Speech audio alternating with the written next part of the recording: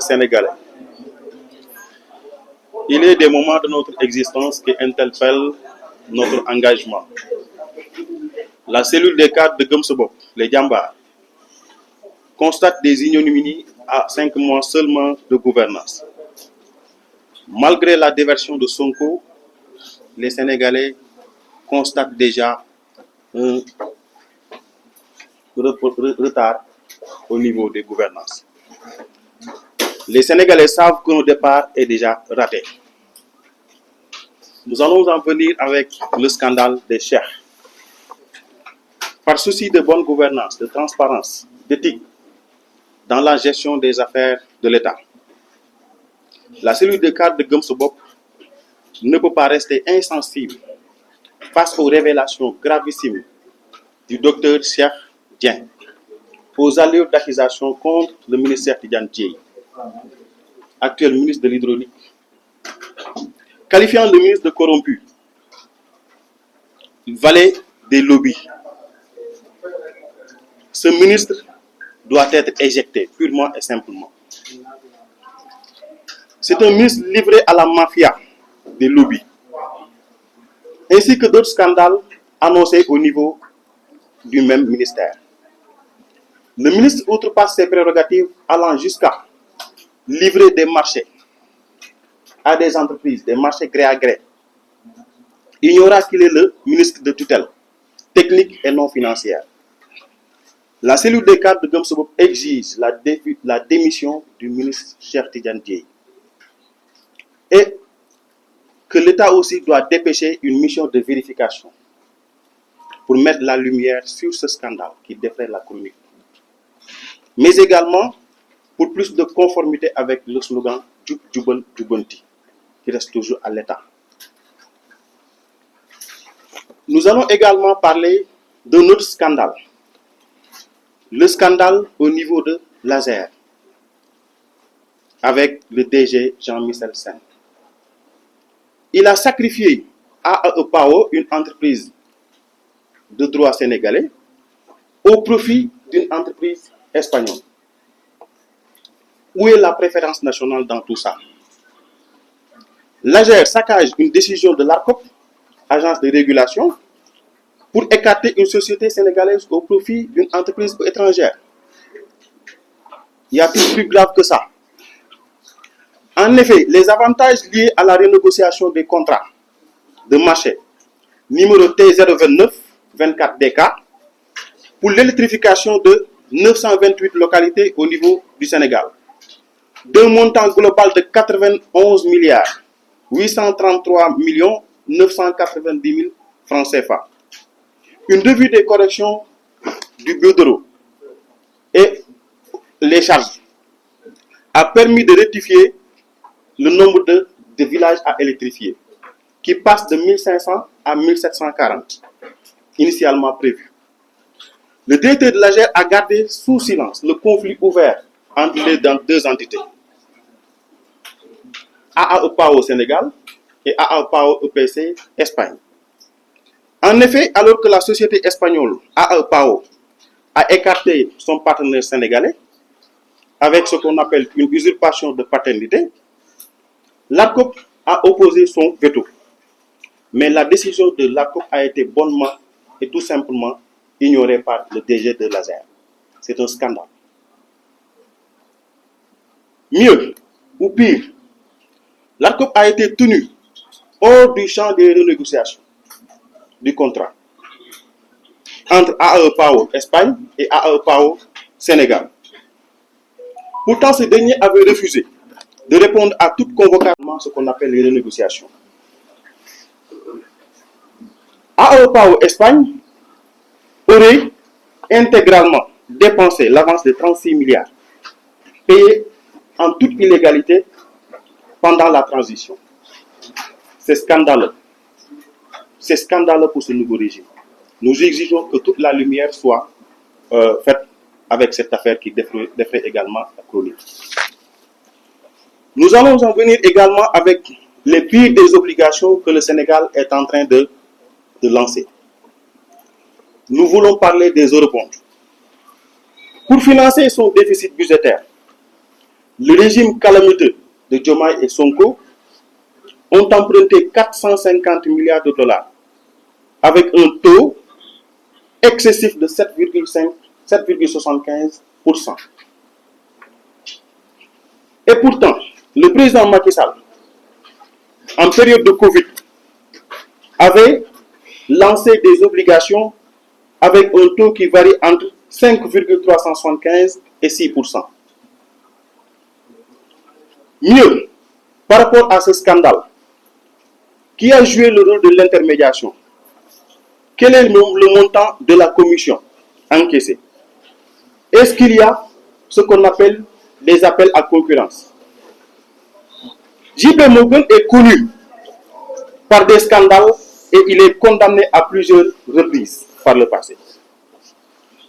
Pour rappel, le président Macky Sall avait attendu 2 ans pour lancer des obligations. Et pourtant, le président Abdoulaye Wade avait dit que le président Macky Sall ne paiera pas les salaires.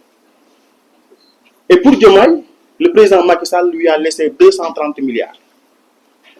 La souveraineté nationale, ou bien notre souveraineté nationale, est en train d'être limitée par le poids de l'endettement, avec des engagements financiers non maîtrisés à l'international. Donc, sous cette bande d'incompétents, nous notons plus de dépendance et le projet de souveraineté est mis dans la poubelle. La Côte d'Ivoire avait réussi à lever 1568 milliards, 4 fois le montant levé par le Sénégal, via des obligations, avec un taux d'intérêt de 6,61%. Le Sénégal est actuellement jugé spéculatif. Nous allons venir également avec le thème d'actualité par rapport à ce qu'on appelle la rationalisation du train de vie de l'État. Nous sommes dans un éternel recommencement. Au Sénégal, nous avons une démocratie électorale avec des institutions instables et de manière permanente. Diomaye limoge les présidents du CES et du HCCT pour créer ce qu'on appelle les 8 pôles qui vont gérer ce qu'on appelle l'espace sénégalais. C'est du blanc bonnet, bleu bonnet. C'est du saupoudrage. Une copie conforme des prérogatives et des missions assignées au HCCT. Pour rappel, en 2001, le président Abdoulaye Wade avait dissous Sénat et CES, Conseil économique et social d'alors, pour créer plus tard, en 2004, ce qu'on appelle le CRAES, au profit de Mbaye Jacques Diop. Et il a réactivé encore le CES en 2008 au profit de Ousmane Masseck Ndiaye. C'est pour huiler la machine électorale, tout simplement. En 2012 également, pour rappel, le président Macky avait prétexté l'existence d'institutions budgétivores pour dissoudre ce qu'on appelle Sénat et CES. Il est revenu encore pour réactiver ces 2 institutions, en étoffant le Conseil économique social pour ajouter ce qu'on appelle la partie environnementale. Quid des fonds spéciaux logés à la présidence et au niveau de la primature? Ces fonds de plusieurs dizaines de milliards doivent être supprimés et affectés aux aspirations des Sénégalais, aux fonds d'intervention sociale. Les fonds politiques ont longtemps été un sujet de fantasme pour les politiques, sachant que 15 milliards des 20 milliards de Sonko et Diomaye peuvent financer notre développement. Avec 15 milliards, on peut disposer de 800 ambulances médicalisées pour un coût de 18 milliards, construire 300 postes de santé pour 25 milliards, construire 200 centres de santé pour 30 milliards, avec 12 milliards au Centre national de lutte contre le cancer, avec 12 salles d'oncologie et de physiothérapie, pour une capacité de 200 lits. Donc on doit supprimer ces fonds politiques et ce qu'on appelle les caisses noires. Aujourd'hui, le président Bougane a une appréhension par rapport à ces fonds qui sont logés au niveau de la présidence. Au niveau de la présidence, nous avons 80 milliards. Au niveau de la primature, nous avons 25 milliards. Ces fonds-là servent à quoi? Pendant ce temps, notre agriculture, qui emploie 60% de la population active, participe à un niveau de 13 ou 10% de notre PIB. Un véritable paradoxe. Toutefois, un leader comme le président Bougane doit pouvoir assumer ses responsabilités. Un vrai patriote, à l'image des Djambars de Gumsobok, doit pouvoir également assumer ses responsabilités devant la nation. Nous disons halte à la manipulation, au cynisme des politiques qui ne sont pas de nous. Sonko n'est ni foi ni loi. Son refuge politique est la manipulation, la délation, les injures, comme l'a si bien dit la cellule des cadres de Gumsobok, les Djambars.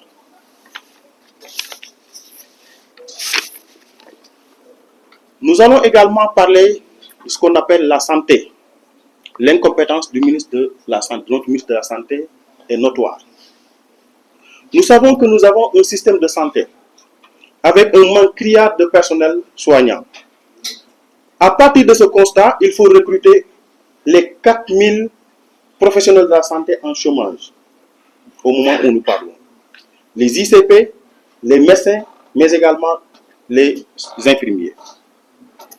Sur la prise en charge du diabète, c'est une erreur très grave quand le ministre de la Santé soutient qu'un diabétique ne doit pas recevoir un sérum glucosé, ce qui est susceptible de créer des tensions entre le personnel soignant et les populations qui ont besoin de ces services. Certains hôpitaux régionaux, comme celui de Louga, un seul médecin de garde gère tous les patients, les référés, mais également tous ceux qui en ont besoin. Des docteurs en spécialisation sont payés à raison de 5 000 francs par garde. Et ils se tapent tout le travail de l'hôpital. Aujourd'hui, la situation sanitaire est telle que il n'y a pas assez de personnel soignant.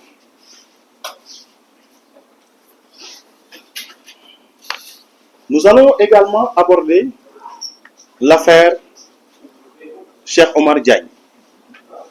C'est une affaire extrêmement grave.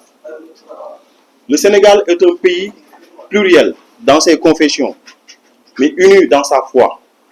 Pluriel dans ses ethnies, mais uni comme une nation. Nommer Cheikh Omar Diagne à la présidence de la République est le premier acte qui cautionne ces prises de position anticonfrériques.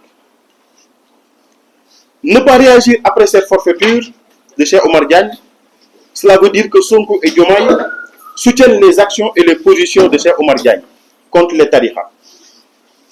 Du moins, le président Sonko l'a écrit dans son livre. Il a dit, je cite, « Je ne suis ni mouride, ni tidjane, et je ne compte rien ni changer. Absolument rien. Tout ceci relève d'un choix politique du gouvernement de Diomaye et Sonko pour lutter contre les tariqas et installer ce qu'on appelle un régime soufi au Sénégal. Ngagne Demba Touré avait déjà annoncé les couleurs.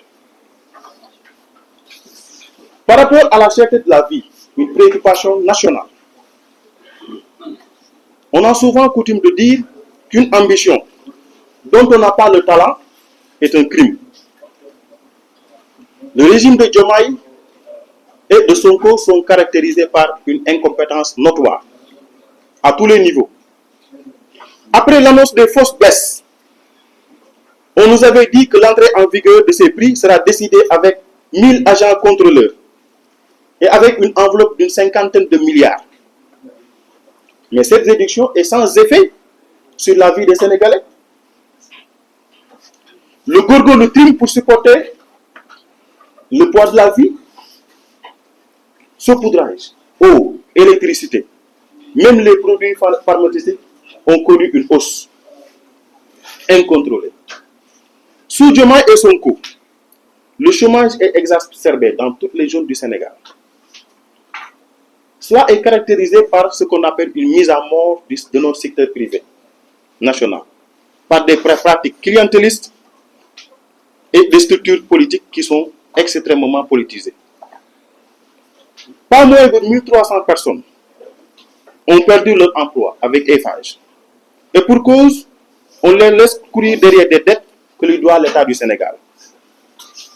D'autres structures comme CSE, comme CDE, font face à la même situation. Au niveau du port autonome de Dakar, pour des raisons politiques, on libère plus de 700 employés. Au niveau des mines, 40. Au niveau de l'ONAS, plus de 600, pour des raisons clientéliques non dites. D'où la recrudescence du phénomène de l'immigration clandestine, avec ses lots de conséquences. Les morts à n'en plus finir, et majoritairement composés de jeunes, besogneux et sans espoir aucun.